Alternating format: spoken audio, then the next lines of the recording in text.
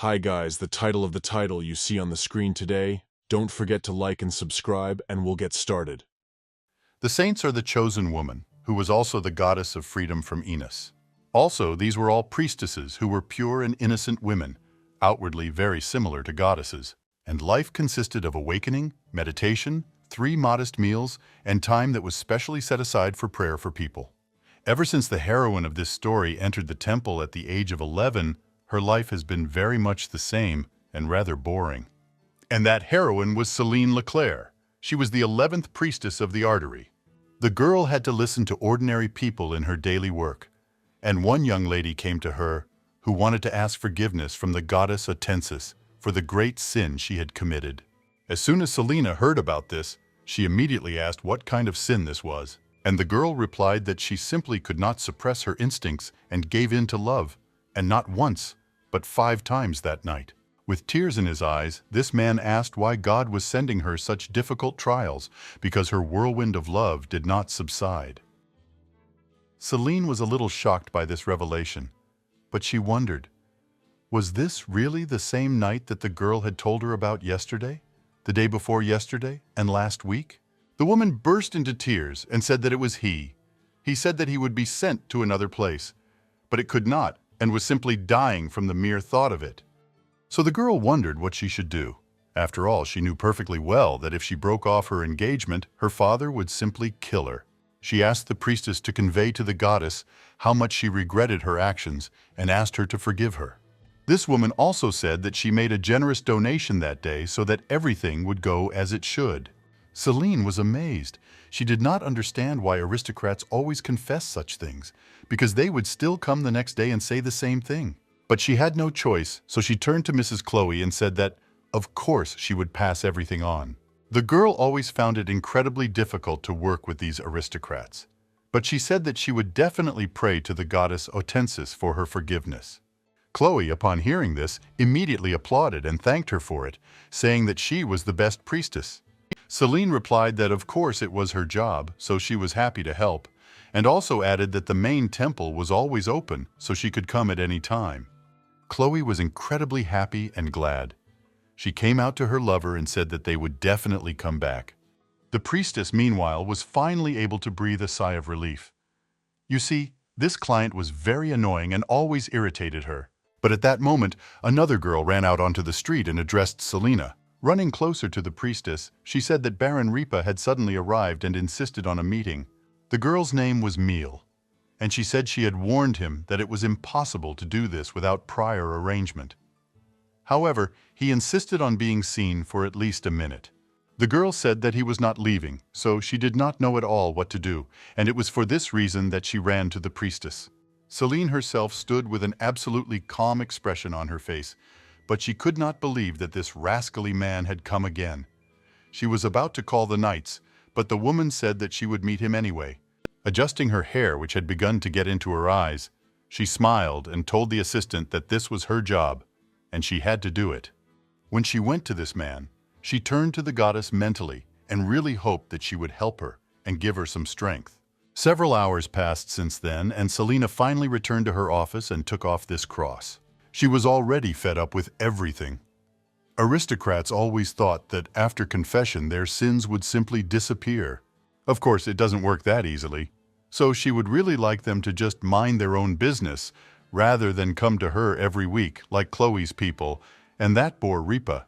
But even in her office, the priestess could not rest normally, because a man came into her room and said that a letter from the bluebird had arrived at his house. He came closer to her table and, continuing to shout loudly, said that his wife found out about his illegitimate child and was ready to simply kill. The man was quite angry and asked what was going on, since only the goddess Athenis knew about it.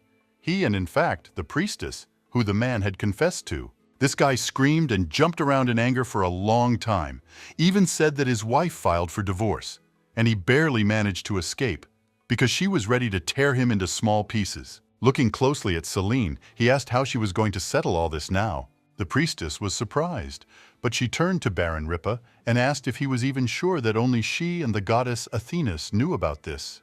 He said in a self-confident voice that of course it was, but then the girl suddenly asked, Does this mean that her daughter probably no longer exists in this world? She assumed that this girl probably lived in seclusion, without relatives, neighbors, or friends, and that his daughter's mother was also probably no longer with the Baron. Celine said that this was precisely why he could say with such confidence that only the three of them knew this, the goddess, him, and the priestess. Celine stood, and smiling, waited for the answer from the man. She herself knew that her mother was dead. However, her grandfather was still alive. There was also a special manager who sends money every month, and a coachman who drives the Baron's daughters. So he concluded that they all know. Quite a few people are now aware of all his affairs. Celine was silent for a while. Well, then she, coming closer to him, said that, apparently, he was shocked, so she wanted the holy light of the goddess to illuminate him. At that moment, the girl looked incredibly impressive, so the Baron, even from surprise, only froze in place. When the man finally left, the girl sat back down in her chair and sighed heavily. She did not understand why people were so fond of attacking without evidence. She was also surprised by the fact that he could even suggest that she could blab a confession. And after that, she even suggested that maybe she looked somehow wrong, since people started thinking about it. Celine reached for the envelope that lay next to her and, hugging it with relief, exhaled, because she was already so scared, because she thought that everything had been revealed. Of course, it was the girl who wrote this letter to the bluebird, and did so almost all the time. That letter said that it began its journey in the capital, and once a year it makes a circle, revealing the truth to those who need it. The letter had to leave his wife within 4 days, so she asked that the girl send out a few more letters to those who need the truth. And of course, at the very end of that letter, it was written that Baron Rip had an illegitimate daughter. At that moment, Celine began to open her desk drawer with a special key. She knew that she would not be able to restore order to the depravity of the aristocrats for a long time, so she was going to act in her own way. The girl took out several sheets of parchment, an envelope, put down the books, and of course took out a pen. After this, Celine took out, of course, a portable image of the goddess Athenis, so that everything would be fair. She placed the figurine right in front of her, and turning to the goddess, asked the girl to allow her to become a fair informer again. As soon as the figure did not answer, the girl sat silently for a while, and then she thanked it for the fact that the goddess trusted her to do as she saw fit. So, without thinking twice, Celine began writing a few more letters to the bluebird because the work was quite large. In fact, these letters had certain rules, and they could only be written in certain cases. And the first such point was when a serious crime was committed. The second, if there were victims. The third, if silence would lead to serious consequences. Meanwhile, Celine had already written in her letter to the bluebird that Lady Chloe of the Ansi family was cheating on her fiancé, and that her lover was a knight of low birth. She decided to indicate the groom's best friend as the recipient, so that, of course, the sender would not be traced. When the letter was finally written, Celine was pleased with herself, because if this letter had spread, Chloe would never have appeared in her temple again. Everything was written perfectly. So now she could add a special spell there that would create 6 copies after the letter was read. And also Celine decided to make a spell of self-ignition there. When all this was completed, the girl was very pleased, because she did it in the name of justice. And here the letter of the bluebird is finally completed. As soon as she put the seal with a small bird on the badge, she immediately got up from her chair and began to do a little warm-up. Because the girl had been sitting for a long time, it was nice for her to finally stretch her bones. She went to the window and was happy that Lady Chloe would now finally be able to repent properly. And some time passed from that moment, and Celine had problems. She met some man whom she did not know and had not met before. This man asked for forgiveness from the goddess Athenis and said that he accidentally learned her secret. As soon as the priestess heard this, she immediately became wary. She did not understand whether he was really saying this seriously. But the stranger continued and said that now that he knew that the priestess was the owner of the bluebird, he did not know what to do. So looking straight into the girl's eyes, he asked the priestess to give him an answer. The girl herself sat, incredibly surprised, and did not understand who this person was. To understand what is happening, let's look at the events that happened a few hours before. Mia came to Celine and said that she would soon have to meet Duke Kaos. The girl, of course, thanked her for this and said that she had completely forgotten that this meeting was supposed to happen on this particular day. She also told Mia that it was time for her to get ready. But before leaving, the priestess looked at her assistant, and seeing her expression and sad voice, she asked, "Is something really wrong?" Then the girl, lowering her head, asked the priestess for forgiveness. Celine began to become even more wary and asked what the matter was. After a moment of silence, Mia said that she wanted to say something about Duke Kaos. She asked if he would like to receive treatment from another saint this time, but he categorically refused. When the girl heard about this, she was very surprised, because she knew very well that this Kaos was a blood wolf. This was a duke who was already known for his terrible rumors, such as that he had killed his father and seized the title. The man was also rumored to be a drug dealer and a mercenary trainer. Because of his reputation, he scared absolutely everyone in the priestess's temple. However, for the last few months, every week he came to her for healing. Of course, at first she was a little surprised by this, and all because he was the first person who asked the saint to heal him personally. Despite the fact that Mia suggested that someone else accept him, he categorically refused. But despite all this, Celine had already gotten used to it. In fact, she even really enjoyed treating him. This man didn't bully her, asking how much she had donated, or cast sideways glances at her legs or shoulders. Kirill didn't tell her the dirty details of his personal life. He just stood silently, accepted the treatment, and left. That's why he turned out to be the most pleasant client of all for the girl. She even always thought that when they were alone like this, it was like she was resting under the quiet night sky. His hair, which was black with a blue tint, as well as his deep blue eyes with an attractive mole, all this attracted the girl. But most of all, she liked his calm, low voice and impeccable manners. So Celine concluded that a beautiful face is pretty much the most important thing in life. Then suddenly, Mia interrupted her thoughts and asked why the Duke always chose her, because there were many priestesses in the temple who could do this. The girl said that she herself actually doesn't know why he does this, because he never talked about it. Then suddenly Mia smiled awkwardly and asked if maybe this man was simply in love with her. But Celine answered that this was definitely not the case. At that moment, the girl suddenly trembled with fear and said that in fact it was a really bad option. You see, he is hardly capable of loving anyone. She believed that there was nothing human in his gaze, and the rumors really did frighten and repel her from this man. Even though Celine had the same opinion, she still believed that beauty played a big role, so she didn't take her assistant's words seriously. Mia suddenly said that a few months ago he even killed his butler, who had worked there for more than 20 years simply because he irritated him. Celine suddenly interrupted her and said that even if these rumors were true, the priestesses must treat all believers fairly and not make any exceptions. But at that moment, their sweet conversation was interrupted by a guy who flew into them and said that it was very urgent, because the victim was in critical condition. They could not lose a second, so everyone around was fussing and nervous. Celine and Mia stood there at that moment, very surprised. They saw a man they knew very well, and they were very scared. The girls ran up to the stretcher and asked if everything was okay with his. He screamed all this time, and after that, turning to the goddess Athenis, he asked how she could do such a thing, since she had taken all his holy power from him. Mia at this point moved away from him and was very surprised.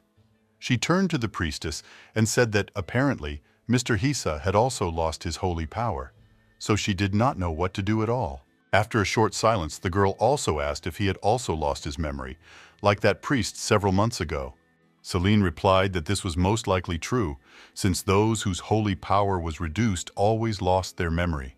Her assistant at this point became very worried and said that this was already the 4th time this had happened, so she was very scared because they didn't know what it was all about. But the priestess stood there with a very serious expression on her face and said nothing more, because she understood that 4 in half a year was quite a large number. So she herself became interested in what was going on in their temple. But despite the fact that she was worried, at the same time the girl was happy, because this old boar, who always compared her with the previous saint, finally got what he deserved.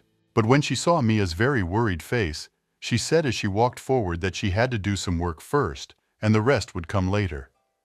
So she asked if it was true that Duke Kaos was already in the purification hall. As soon as her assistant heard about this, she immediately remembered an important detail that she had forgotten to warn the priestess about, and said that on this day she needed to go not to the purification hall, but to the confessional. Celine, hearing about this, was very surprised, but Mia repeated, saying that Duke Kaos was waiting for her that day in the confessional.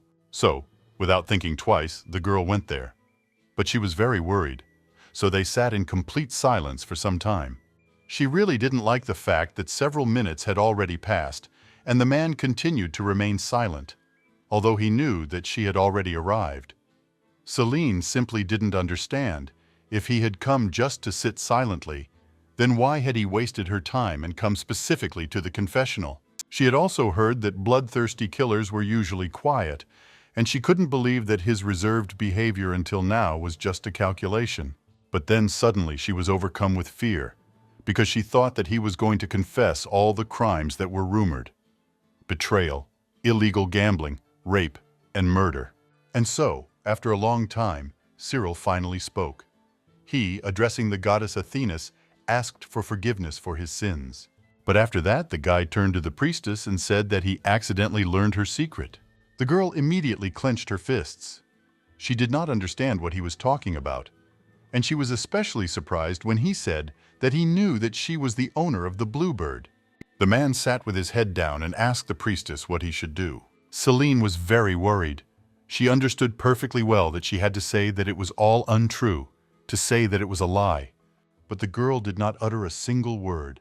Then Kirill spoke and said that she left the temple on certain days every month, and most of the bluebird's letters were sent at about the same time. He explained that she had, of course, tried to mix holy power with magic to cover her tracks.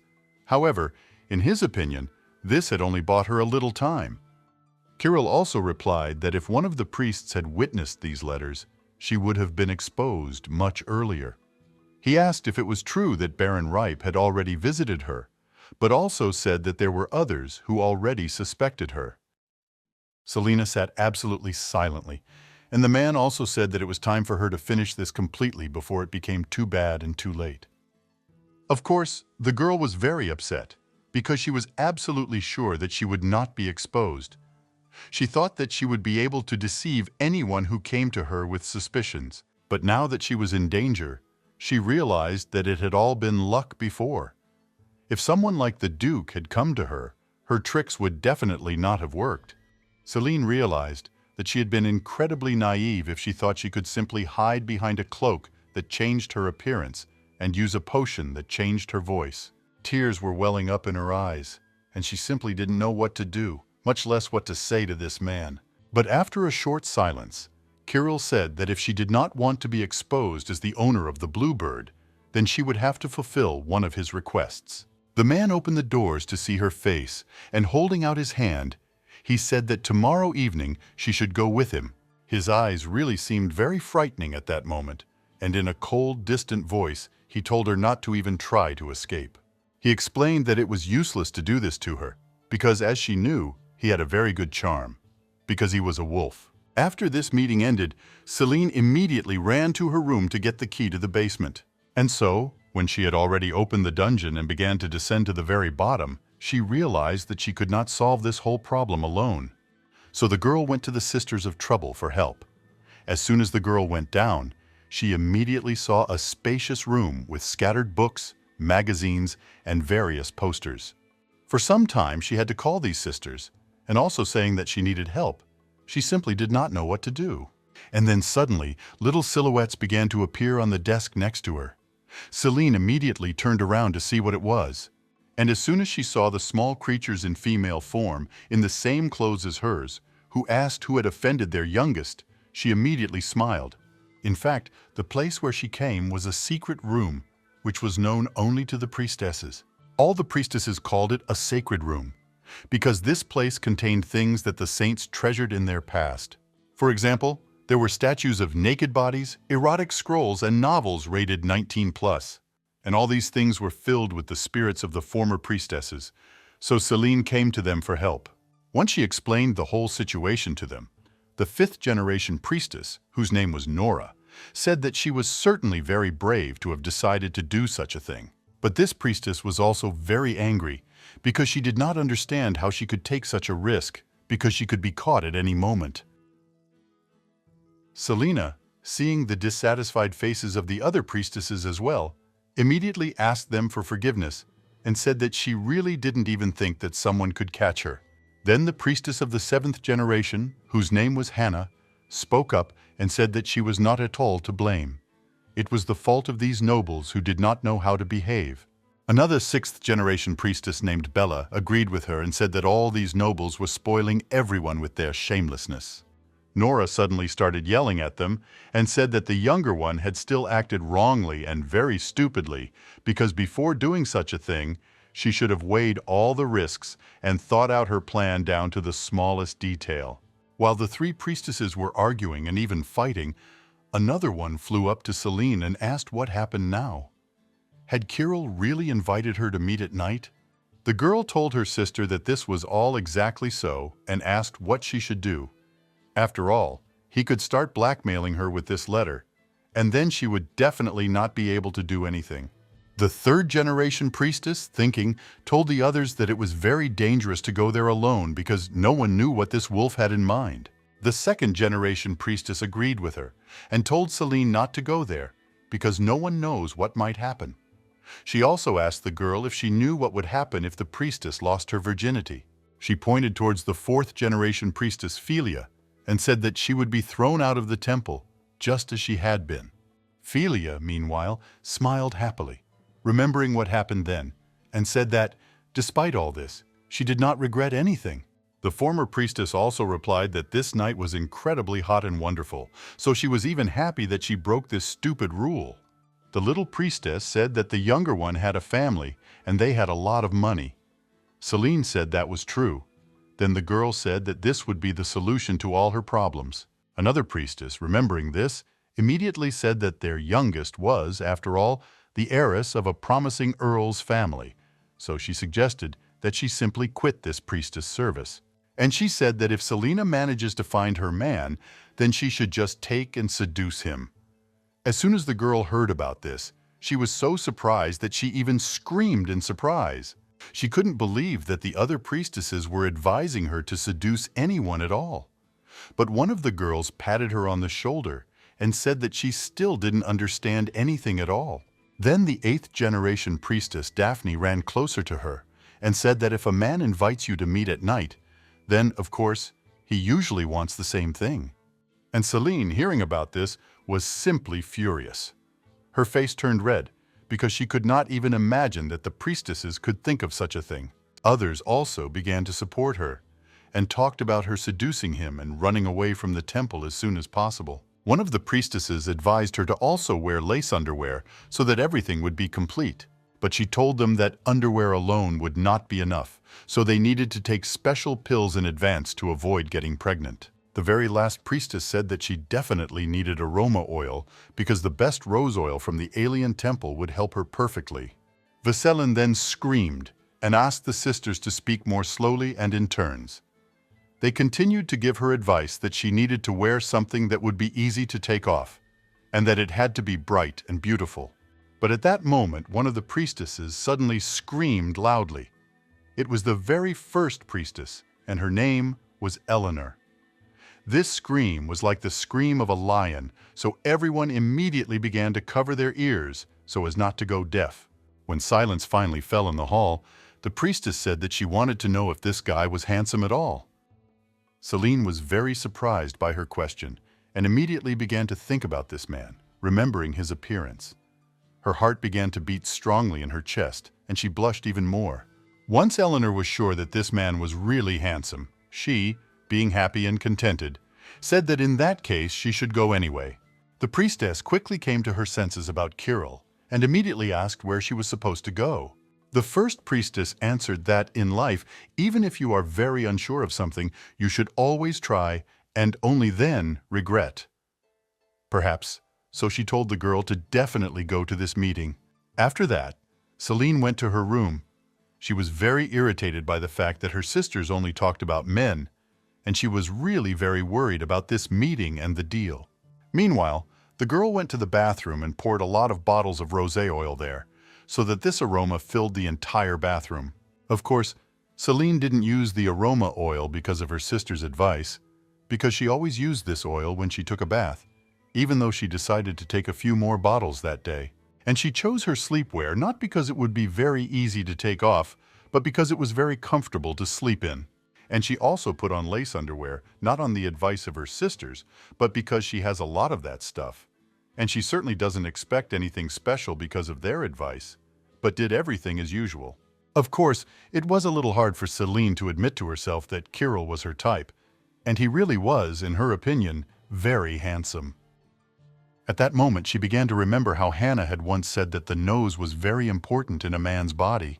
The priestess explained to her that if the nose is held high, then everything else is too. As soon as Celine had taken a bath and had already changed her clothes, she remembered this moment and immediately blushed.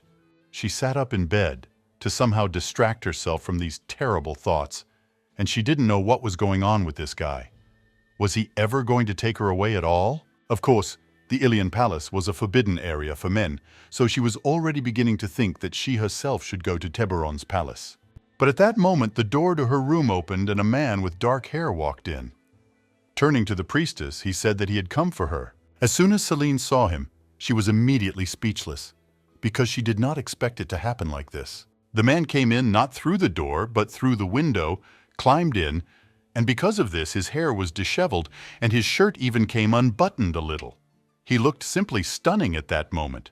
She immediately ran closer to him and asked how he got to this place, because there were guards standing everywhere outside. Kirill, waving his hand, said that he could not believe that the priestesses were really guarded by these useless knights who were incapable of anything. He advised her to tighten security in the future, because who knows who else might want to break the rules and break in. As soon as Celine heard what he said, that he himself had broken the rules, she blushed again. She couldn't take her eyes off him, even though she was embarrassed. But at that moment, Kirill suddenly ran his gaze over her body and seeing this nightgown was very surprised. He turned to the girl and asked with irritation in his voice why she had dressed so lightly. Hearing this, the priestess became very awkward, because her sisters had said that she should wear something that was easy to take off. Well, of course she couldn't answer that, because it would be too awkward.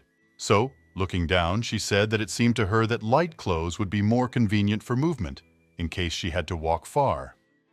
Kirill immediately began to take the cape off his shoulders and said that it was already quite chilly at night, so she needed to put it on and not take it off until they arrived. At that moment she found herself wrapped in his cloak and thanked him for it in a trembling voice. Meanwhile, Kirill took out some kind of gold card and said that since they were already ready, it was time for them to go. Before the girl had time to come to her senses, he broke the card into small pieces, and a bright light appeared around them, which transported them to another place. At that moment, Celine turned mentally to her sisters and said that she was leaving to discover a new world. Some time passed from that moment, and they finally found themselves in a different area as the man expected. Opening his eyes, he immediately turned to the priestess and asked if everything was okay with her, since it was the first time she had teleported over a long distance. He was quite a caring gentleman and even asked if she felt dizzy or nauseous after this performance. And Celine, meanwhile, did not answer. She just stood in front of him and was silent. The man began to worry a little and asked if everything was okay with her. Then the girl turned towards the water next to which they found themselves. The wind was blowing her hair, and she asked in a quiet voice, "Is this really the sea?" As soon as Kirill heard that she was asking such a strange question, he asked, had she really never seen him before? Without thinking twice, the priestess immediately ran towards the water, not even paying attention to the fact that she was wearing slippers and that it was night outside. As soon as she felt the cold water on her feet, she immediately screamed, but still did not move away from there. The girl splashed with water and smiled. She said that she never thought that she would ever be able to see the real sea. Celine smiled sincerely, and this laughter was filled with kindness and love. The man, meanwhile, just stood and watched this.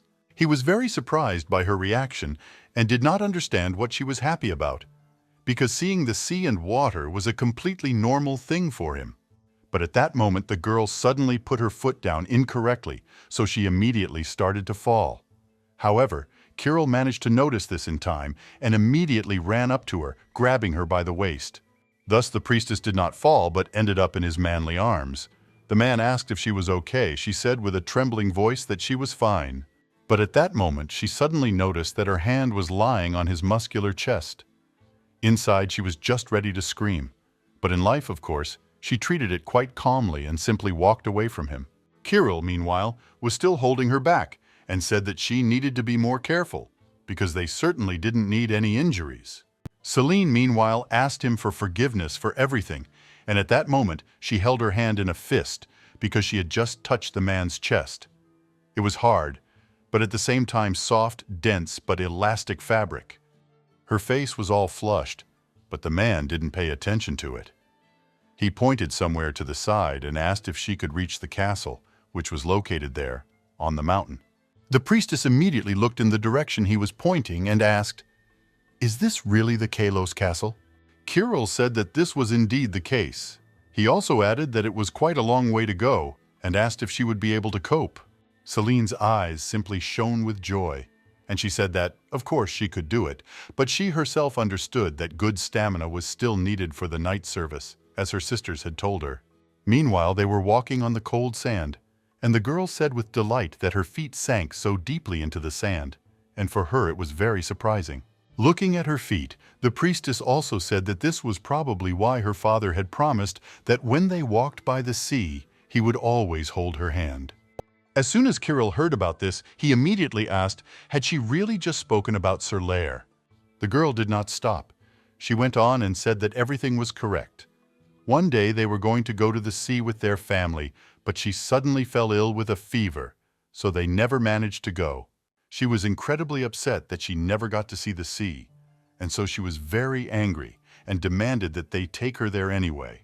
At that moment, her father had no choice, so he promised that he would definitely take her there next year. Kirill, hearing about this, said, looking at her, that her father was an incredibly kind person.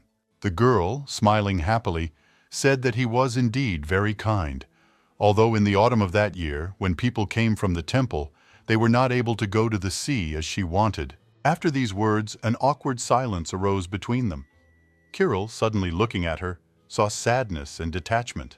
Celine, meanwhile, remembered how the people from the temple assessed her and said that it was a pity that her eyes were not violet, and it would also be great if her hair was not silver, but platinum.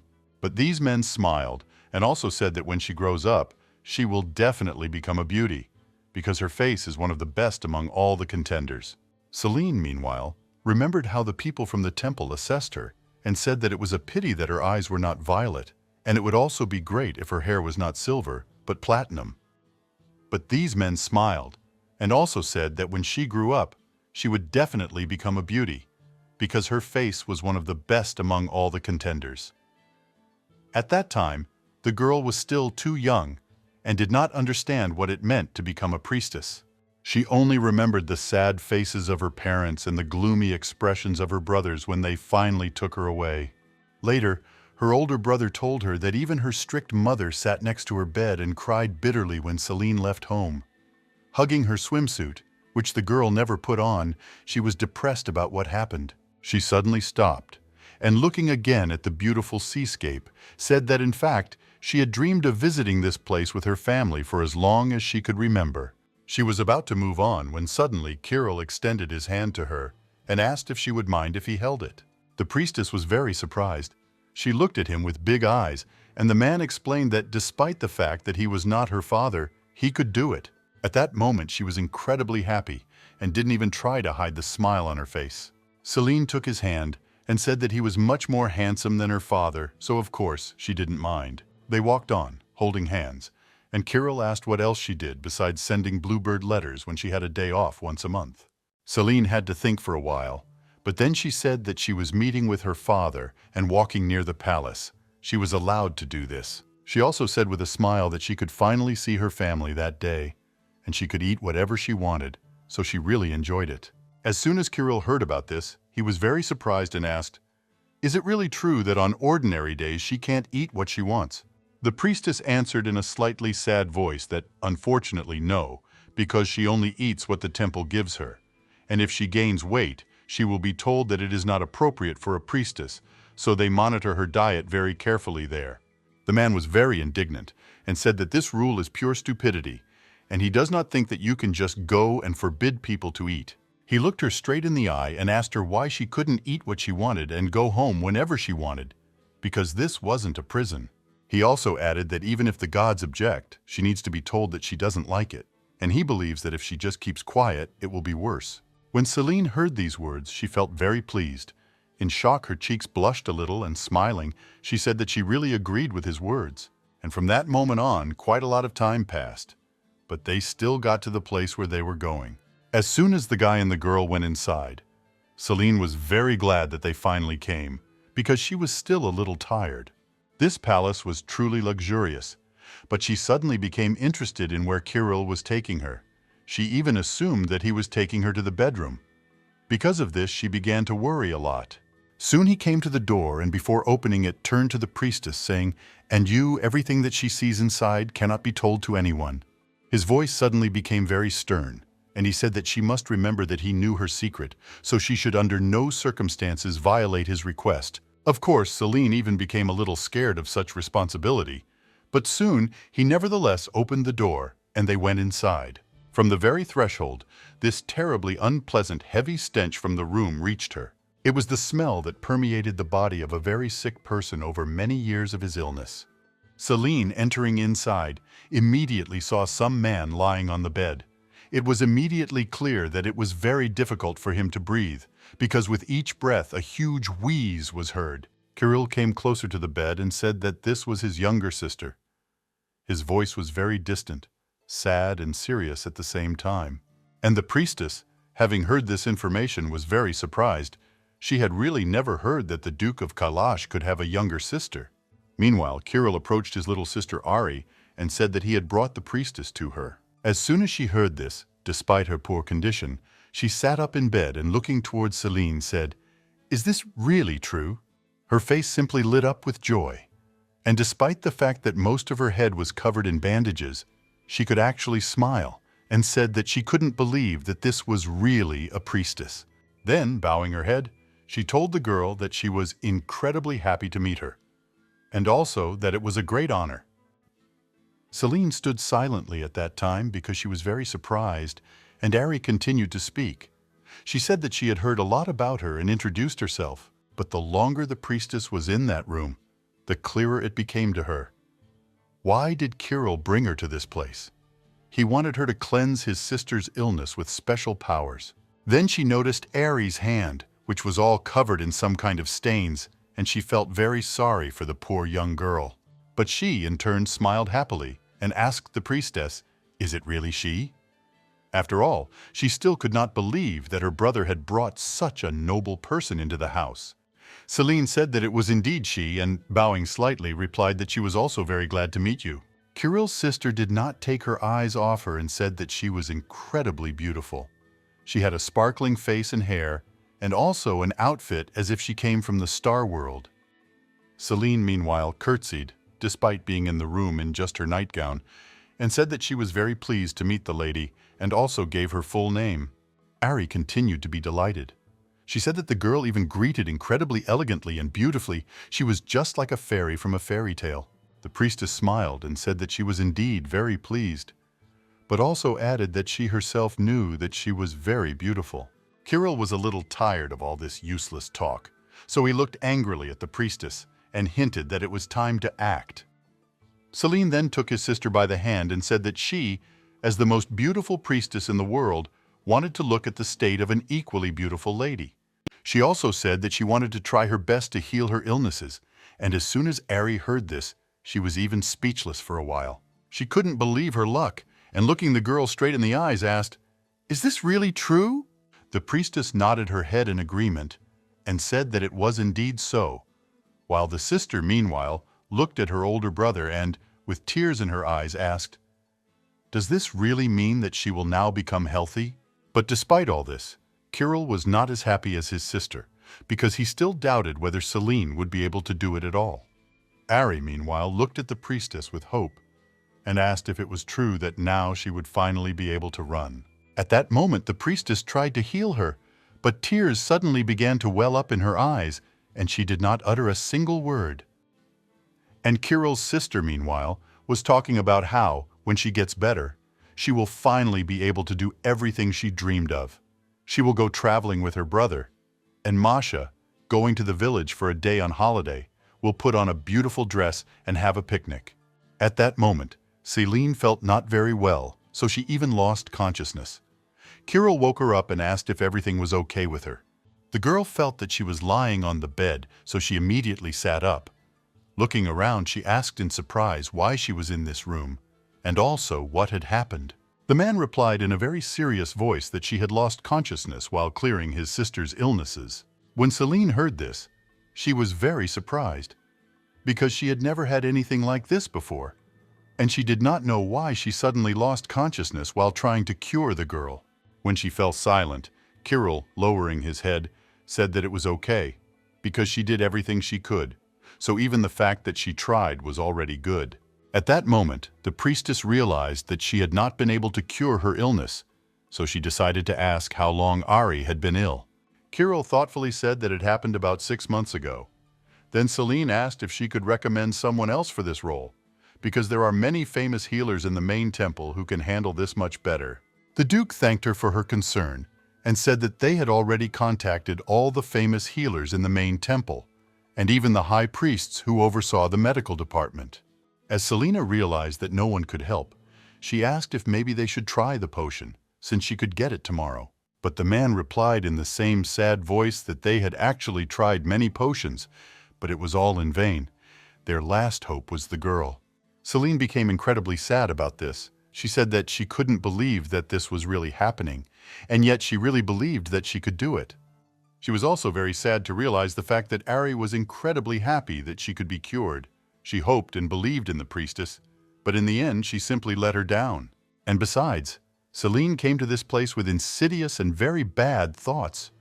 So now the girl was incredibly ashamed of her behavior, and even more so for her assumptions. Kirill, seeing her very sad expression, came closer and told her not to be so upset, because they initially did not hope for healing. He sighed heavily and said that they just hoped that she would feel at least a little better after this attempt. He also thanked the priestess for trying to help his sister and said that it was incredibly valuable to him. Then he extended his hand forward and said that it was time for them to leave, and also offered to walk her to the temple so that everything would go well. Some time passed since then. Celine returned to the temple, and the first thing she did was go to the secret room to her sisters. Having descended into the forest, she immediately began to address them and said that she had already returned. The little priestesses, seeing her, immediately rejoiced and greeted her. They immediately began their questions. How everything happened there, and whether what they were talking about happened. One of the priestesses flew up to her while the others were arguing about whether a muscular chest was important in a man, and asked when she had already managed to return to the temple. Celine looked at her and said that it just happened. She just fell asleep on the way. As soon as the little priestesses heard about this, they immediately interrupted her words and could not believe that he was so good that she even had to lose consciousness. They asked if she liked it all, and also if it was very difficult. The girls wanted to hear everything in great detail, so they insisted on their own. Celine, at that moment lowering her head down, said that it really did hurt, but she didn't have time to finish saying anything before the priestesses interrupted her again. The girls squealed with happiness and said that it really did happen. But flying closer to her, they said that she shouldn't worry, because the first time always hurts, and then everything will be fine. One of the priestesses said that in fact, it hurt her the first time too. When Celine heard all these words, she immediately understood what they were thinking about, so she blushed. She turned to the priestesses and immediately said that this was not the issue at all. It was her sister, Kirill's sister, who she had come to see, who was in pain. She also said that she thinks she has Ladska disease, but she is not sure. When the priestesses heard this word, they were immediately very surprised and were against intervention, because they did not understand about such a thing and had never heard of it. But Celine said that she really needed their help, so she asked them to gather and give her advice. In fact, this disease is quite serious. At the initial stage, the patient feels weak and tired, then headaches and fever begin. Over time, vomiting also appears. In severe cases, it is also hemoptysis. When black spots start to appear on the skin, which is exactly what Celine saw on Ari, it means that the disease is rapidly getting worse. And in the end, the person dies in great pain because this is a very terrible disease, which is not so easy to fight. When Celine explained all this to the sisters, she also said that this disease has claimed many lives over the centuries, but there has been no cure or complete recovery. It is truly an incurable disease. The priestesses at this point immediately became very serious and asked if they had tried to treat her with a potion. The girls said that it was true. They said that they had tried countless times, but it was all useless. Then one of the priestesses sighed heavily and said that this was Duke Kaos' family, and they certainly had enough money, and they had probably tried all possible methods to cure this girl. But still, one of the priestesses found all this somehow strange, because in her time there had never been such serious illnesses. Another priestess said that she had never heard of such a disease either. At that moment, Celine asked in a trembling voice, did they really not even have any ideas? And yet she so wanted to help this unfortunate girl. She explained that she was only about 10 years old and hadn't seen life yet. She also already had spots on her body, so they certainly didn't have much time left. One of the priestesses asked when this disease was first noticed. After thinking, the priestess answered that since the year of the empire, that is, since the time of Sister Daphne. Not many years have passed since then, which means that the disease appeared recently. Therefore, one of the priestesses asked if perhaps she should be bathed in holy water, and then everything would fall into place. But another, older priestess, indignant, said that this was a very bad proposal, and of course the disease would not go away so easily. She also asked if the girl even knew how valuable this holy water was. Another priestess began to argue with her and said that in the era of Sister Eleanor, everyone could freely enter the temple, so she did not understand what these stupid restrictions had to do with it. Nora started yelling at her and said that they definitely couldn't know if it was true or not. She, meanwhile, replied that it really was just rumors.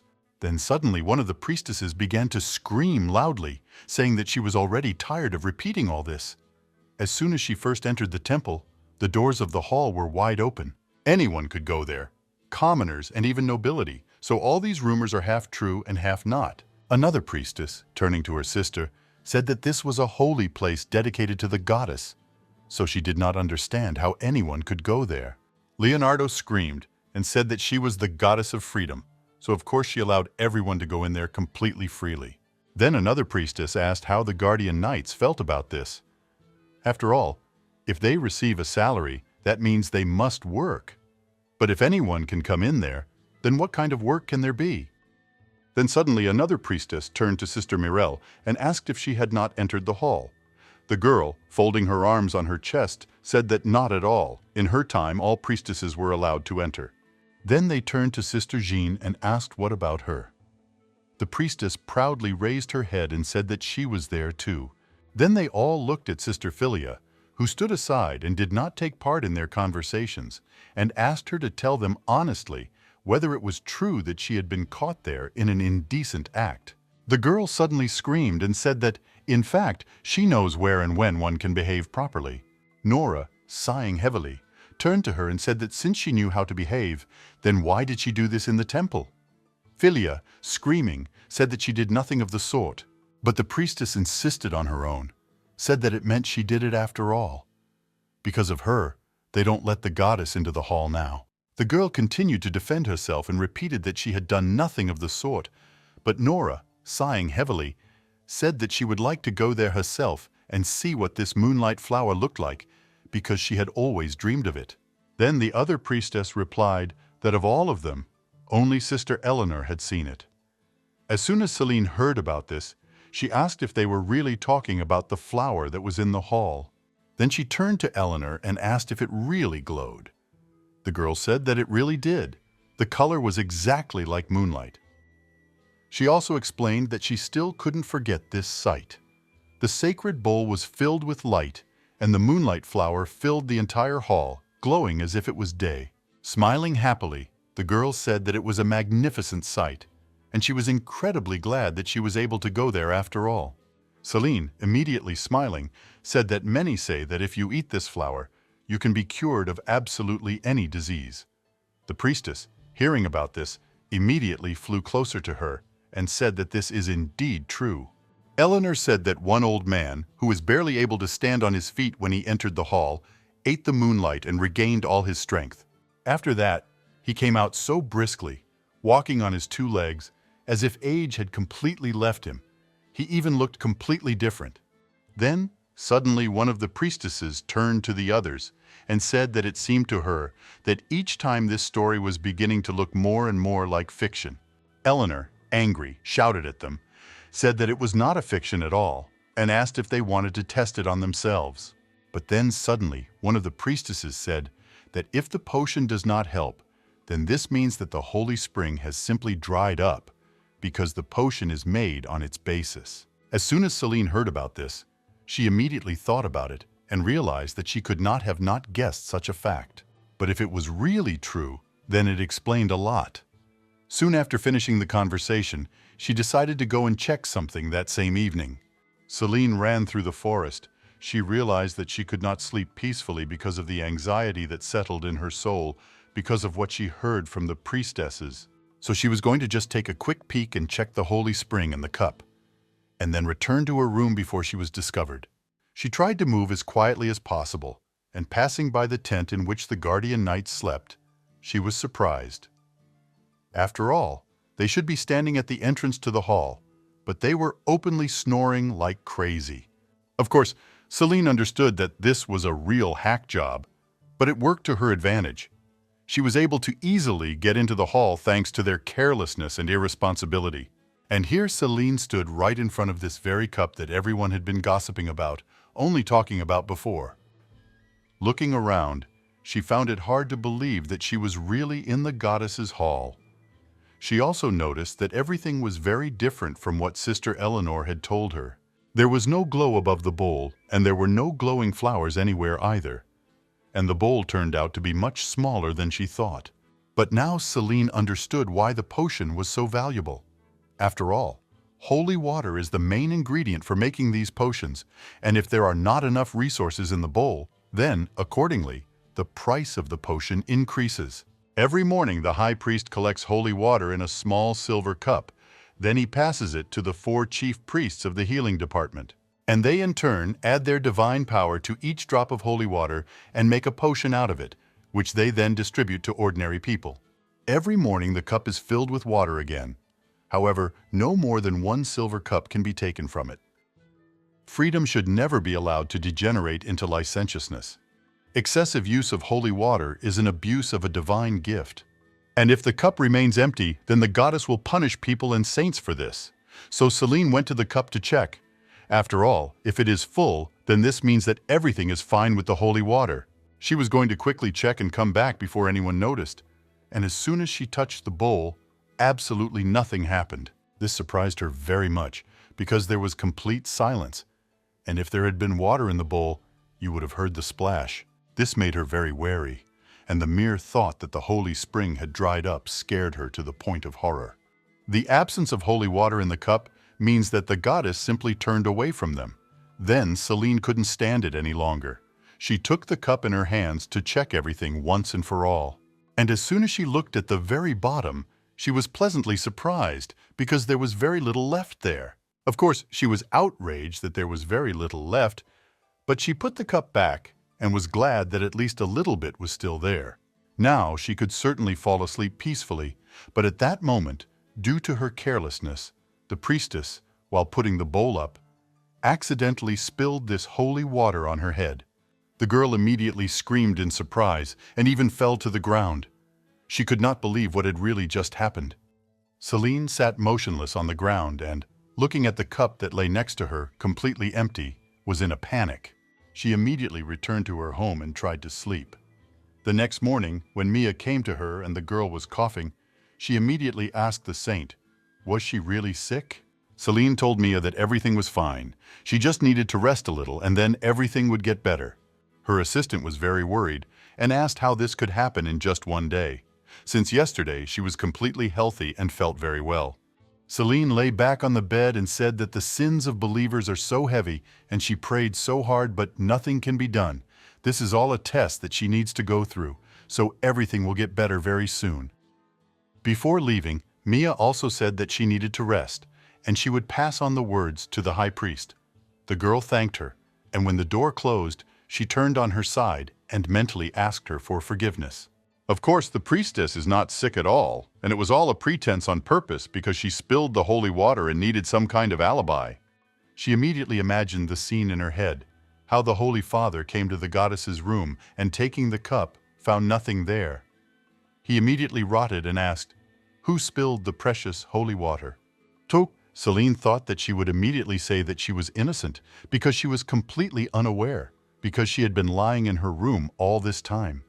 In this case, Mia would be the witness, who said that the priestess slept in her room all day. She knew that everyone would say that, so she was not at all worried. Of course, she even thought about confessing and telling the truth. However, now that she had such an alibi, she decided to wait another day. The priestess really hoped that the goddess would take pity on her and fill the cup with water again. Of course, she didn't know for sure, but she really hoped that this would happen. At that moment, when the girl was about to go to sleep, she heard someone's voice from the magic ball. It was the high priest. He addressed the girl and asked if everything was okay with her. The man, when he saw the neighbor's face, said that he had just heard that she was sick and asked if everything was okay with her. The girl immediately replied that she really felt very bad, so she decided to stay in bed for at least one day. Then a male voice from the magic ball said that it was wrong to rest without warning, so she needed to endure it and go to her daily work. As soon as she heard this, she was shocked and could not believe that the high priest would really be so irresponsible about the health of his workers. At that moment, she thought about the fact that it shouldn't be like that, so she decided to push a little harder. She apologized to him for suddenly refusing to work and said that she was really feeling terrible that day and simply wouldn't be able to sit through the entire workday. The priest sighed heavily and asked if she would be able to meet Lord Declad in that case. He was one of the most valuable believers of their temple. The man also replied that he would send her a potion so she should go out in the afternoon, because she couldn't just lie around and rest all day when there was so much work around. At this point, Celine couldn't stand it any longer. She made a very rude voice and, turning to the priest, said that if a person says that he is sick, it means that it is worth asking first how much it hurts and where exactly, and only after that give out any orders and tasks. As soon as the man heard such impudence addressed to him, he was very surprised. His face immediately changed in expression, but the girl said that it was very difficult for her now even to just get out of bed. But the man continued to insist on his own. He said that at such moments she should go out and pray for the believers. Thus, she would become an example for other priests. The girl sitting on the bed asked why she had to do all this. Her face was really very surprised because she did not know about such rules. The high priest, angry, began to shout at her and asked what she was saying now, because these are elementary rules that absolutely everyone knows. But the girl replied that this was the first time in her 9 years of service that she had taken sick leave, and even the student priests rested at least once a week. So Celine doesn't understand why she can't take one miserable day off once a month, even when she's sick. And besides, other priests can go out whenever they want, but she can only leave the temple on one specific day.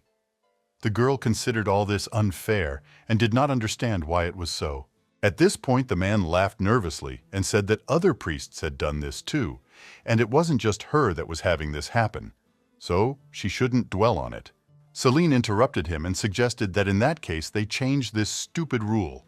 From that day on, traditions change with time, and that is completely normal, so she would like this terrible thing to change too. She looked the priest straight in the eye and said that what does not change with the times are outdated habits. And she wondered if it was not time for the Church of Athena to change its thinking a little.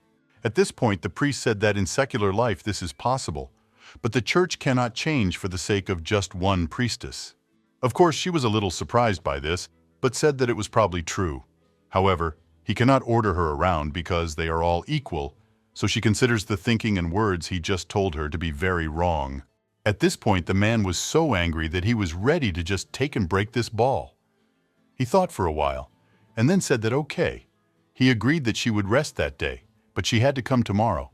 As soon as this conversation was over and the magic ball turned off, the girl sat on the bed and breathed heavily because she was very nervous. She even thought for a while that she had gone crazy. The girl was not sure if she could even behave like that in front of the high priest and simply resist him. In fact, the priestess had never seen anyone do this before, and she already regretted very much that she had started arguing with him, thinking that it would have been better to say what would happen and not quarrel. But now, for the first time, she realized that during this time she had accumulated a lot of discontent, and so she was finally able to release it. At that moment, she immediately remembered that conversation with Kirill and assumed that it was because of him that she had such thoughts. After all, until that moment, she had not even thought about the fact that this was abnormal. Celine also thought that she would most likely receive a big punishment for this. However, now that she had finally released her emotions, she simply felt good and did not want to think about the consequences that awaited her in the future. Yes, I decided that tomorrow I would tell my sisters about this whole situation and see what they would say. With these thoughts, Celine fell asleep quite quickly, and as soon as she opened her eyes, she noticed that she was in some strange place. She was in a field of some beautiful flowers. Everything around was calm and peaceful. At that moment, a man came up to her from behind and addressed her, calling her a child. The girl immediately turned back and saw a rather attractive man in front of her. He smiled his snow-white smile and said that he was very glad that they finally met.